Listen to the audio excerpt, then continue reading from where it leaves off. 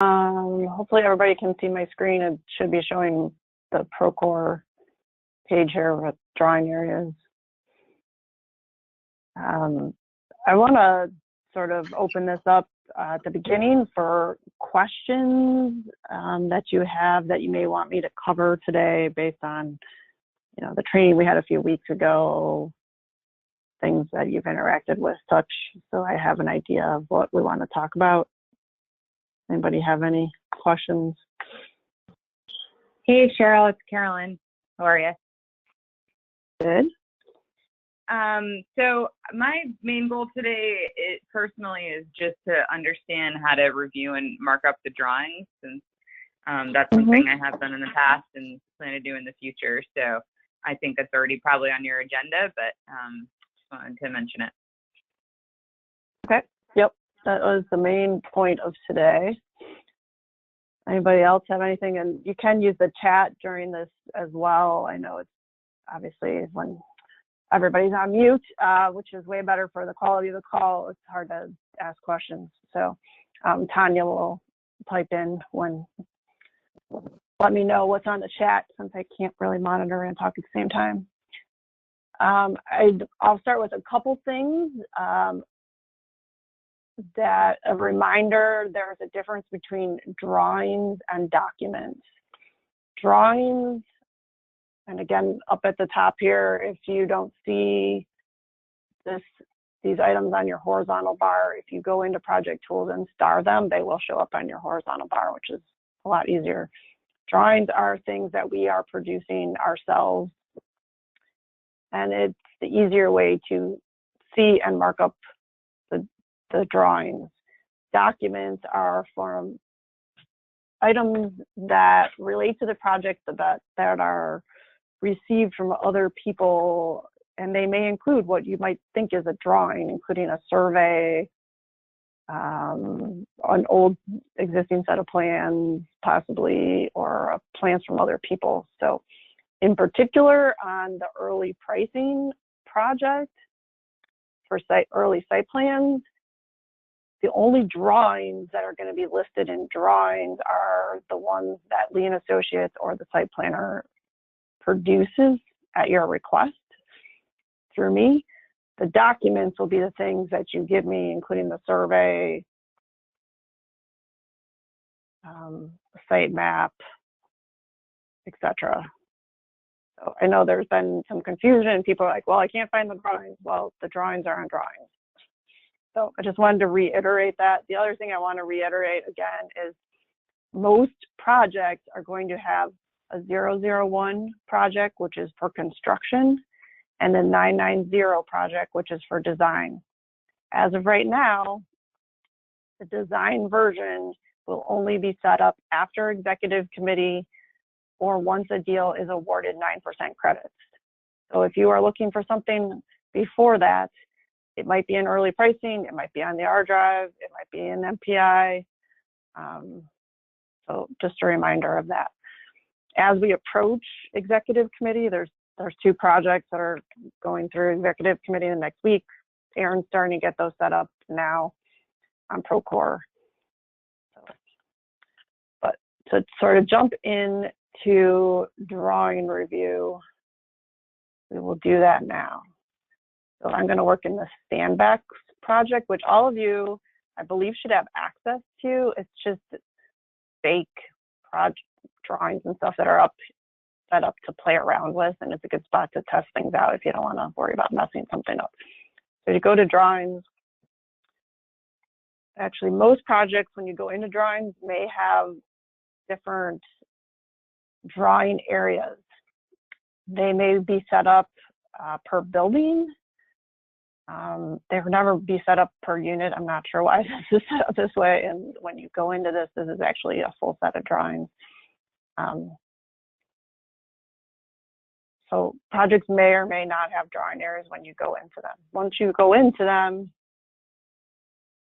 they will be organized by discipline. This particular project only happens to have architectural drawings loaded. And then you'll see here we're on current drawings. That will mean it is the most recent version of any drawing that has produced as part of this set.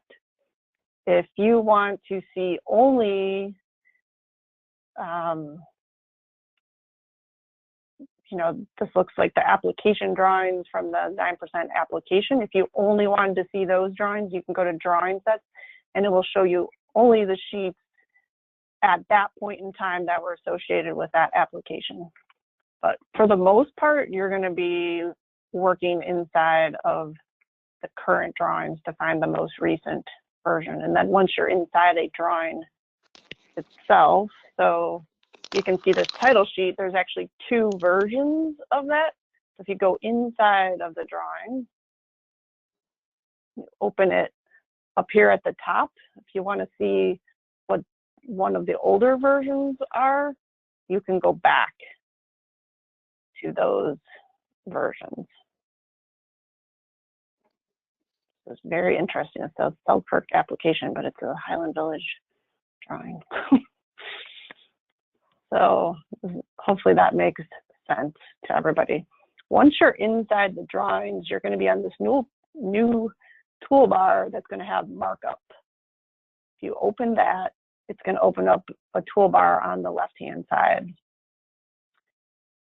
The tools in Procore for marking up drawings are not as user-friendly as PlanGrid was, but they still work. Several of you also may recall we had a set color system for markups. Blue is for the design team, red is for the construction team.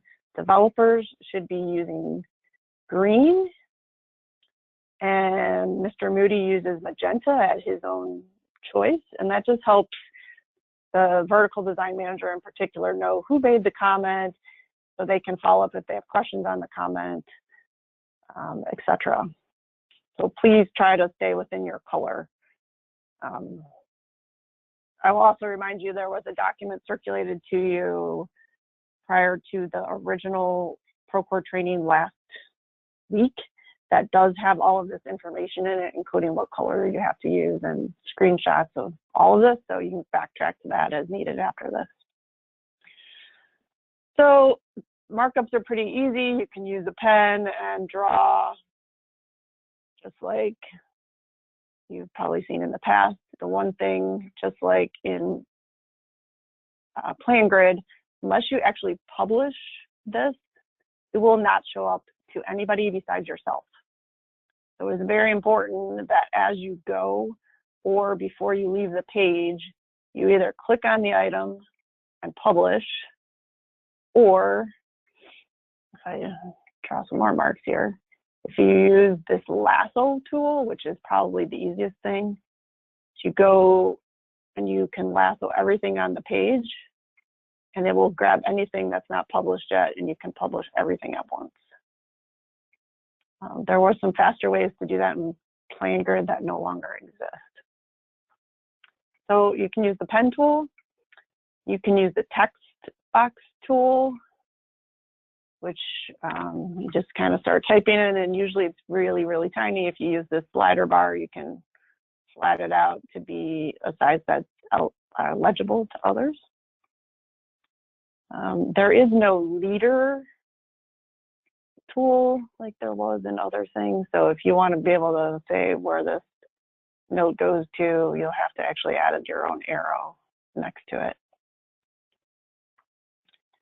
So those are kind of the basics. You can do a cloud, want to do that, and down here at the bottom, when you put the box in, a little flyout opens, and you can fill that cloud if you want with a color. On your pen tool, you can also change the size of the pen down here once you're on the pen tool.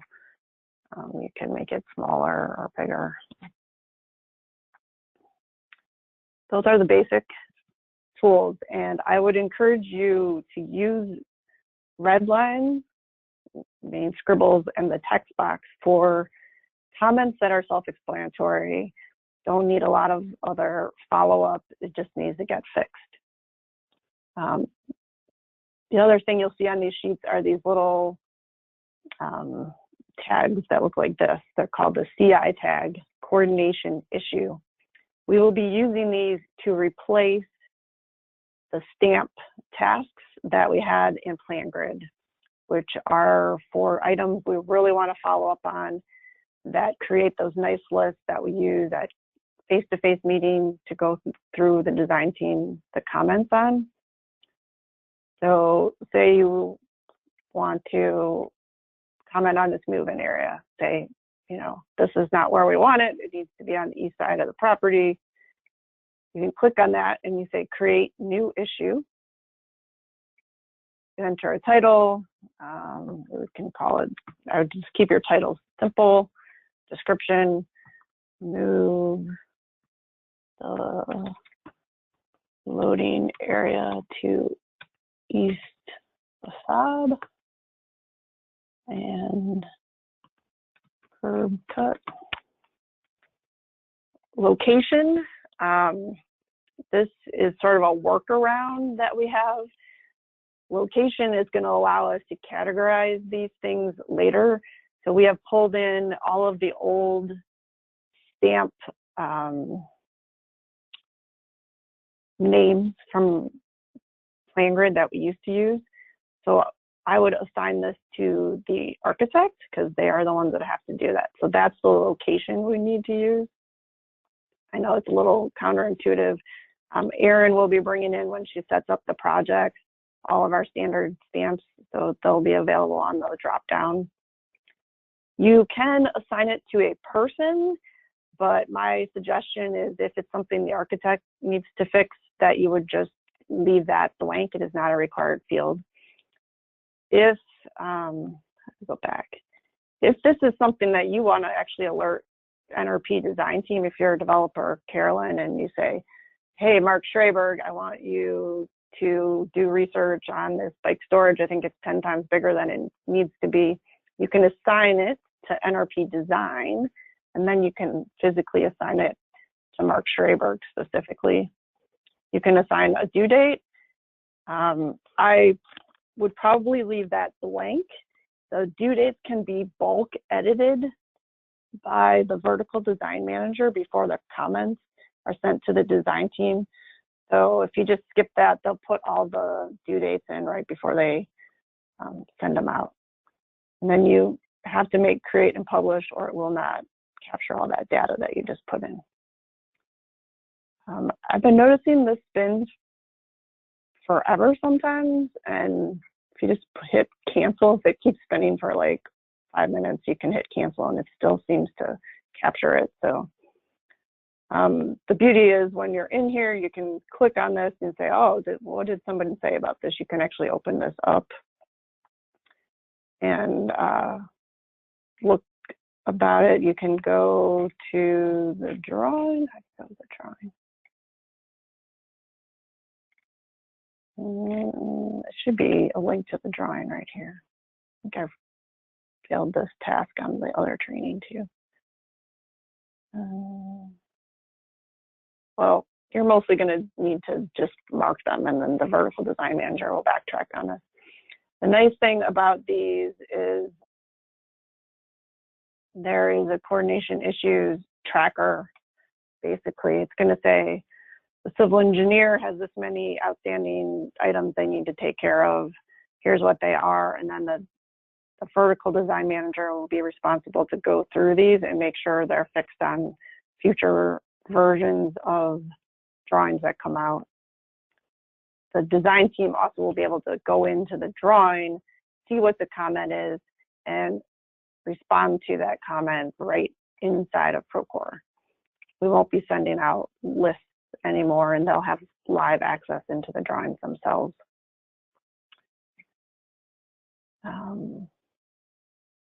Questions on any of that?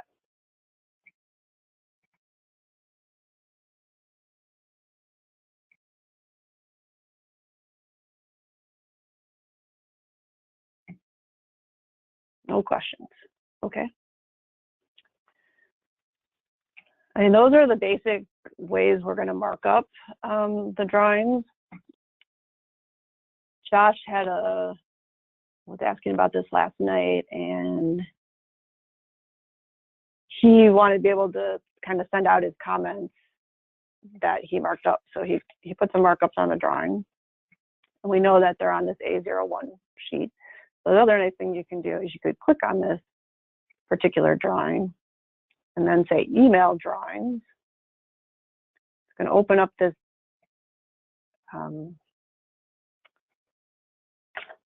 email format that is going to originate from Outlook, but it will be copied to you as long as you add yourself.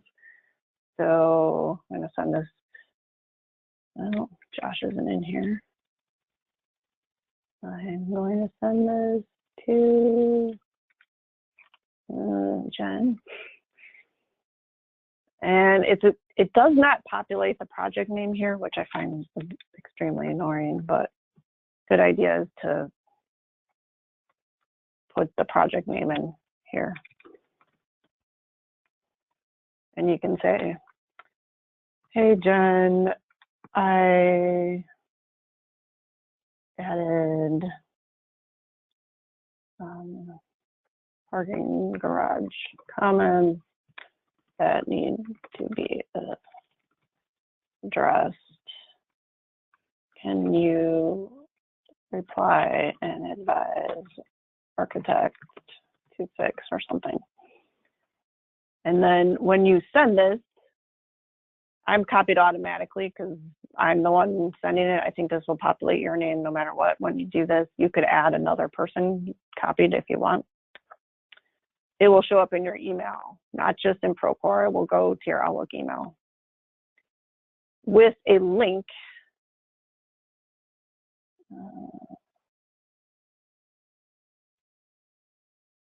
Please don't do this right now.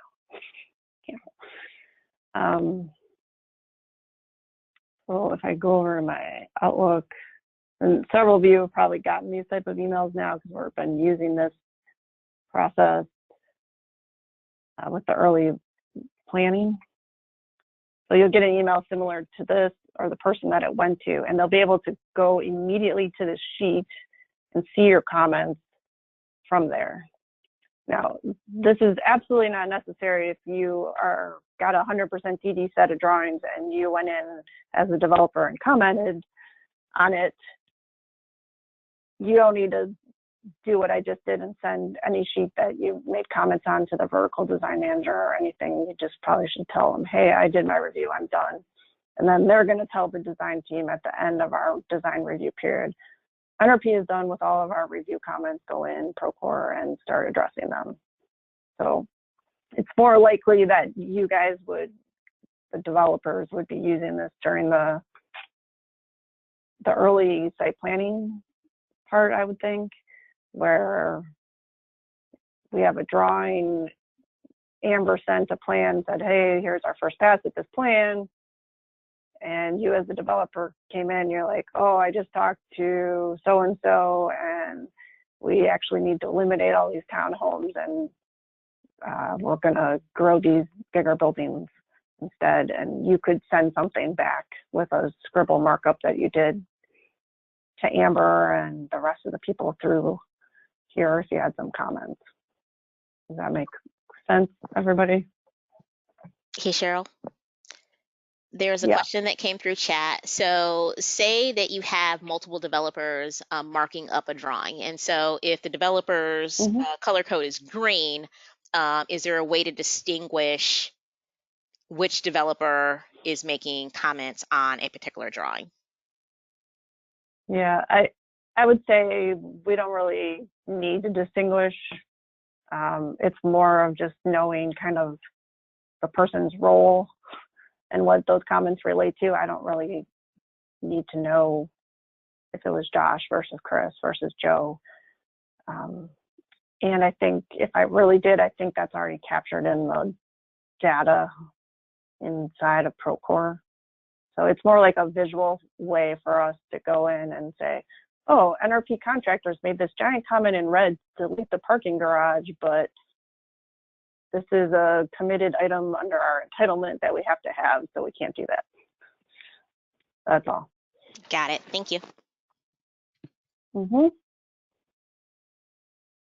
Anybody else have comment. Oh, here's one other thing that Amber and I finally figured out this week. When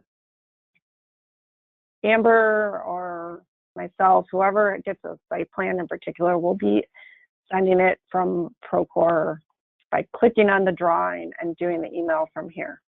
That way, when the email shows up in your inbox, it will have a link to click to the drawing itself. You don't have to go in and figure out where that drawing is. One downside is there is no way currently in Procore to reply to all to that original email that's sent. So if you get a site planning email that went to Josh, Joe, Andrew, myself, Amber, and you want to reply to all, you're going to have to reply to all, or you're going to have to put those people's email addresses back in the email when you reply. That's really annoying. There are ways to send, if you use this email function at the top, you can create an email, but it's not necessarily linked to a drawing. It's just a way to communicate instead of through Outlook. I don't think we're going to use this very much personally. It's easier to do stuff through Outlook. So, but if you do it from here, you can reply to all.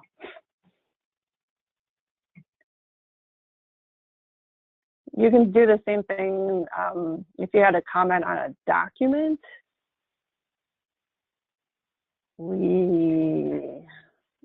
Yesterday I reviewed this small area plan, which is basically a 130-page design manual from the city. So that the entire team, our entire team working on this could see my comments. I sent a link from here through email saying, here's all my comments on this area plan and things we need to watch out for. So that's another good thing to use as well for comments on documents.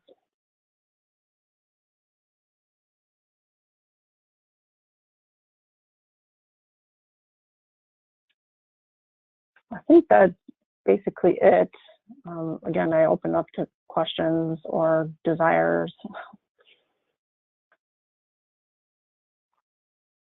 Cheryl, it's Miles. I've got a question just to revisit timing. Like when you want that site kind of project info kind of quiz that we fill out to set up the Procore project profile.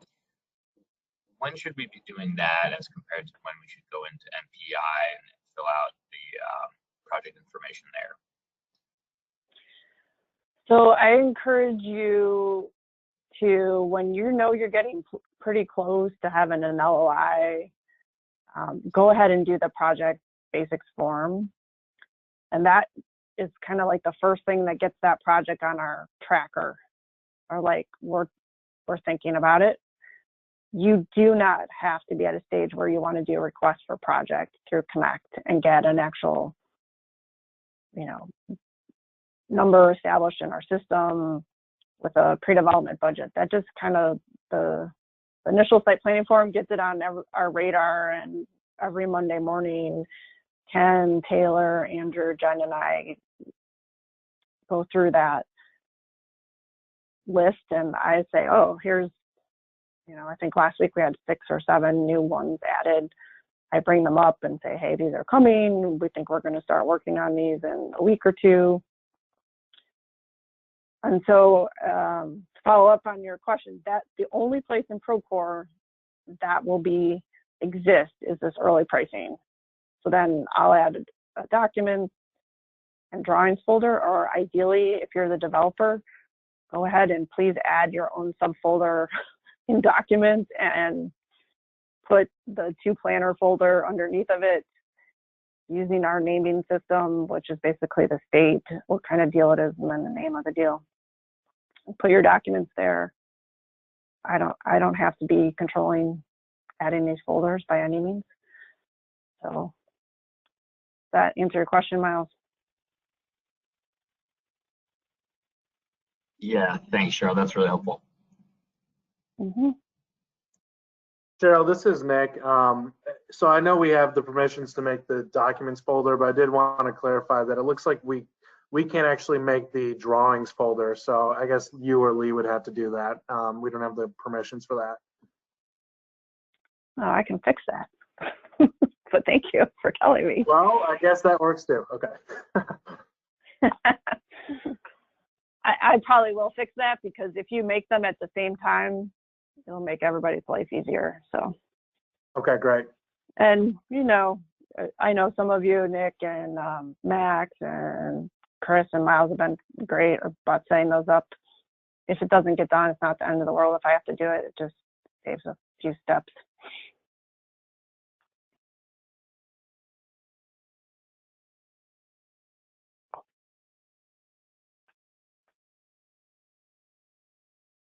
Okay, well, if there's no more questions, you can all enjoy an extra 30 minutes of your day that you didn't think you were going to have. I know I can use it, so. Thanks, Cheryl. Thank you, Cheryl. Thank you, Cheryl. Great job. Bye. Yeah, thanks, Cheryl.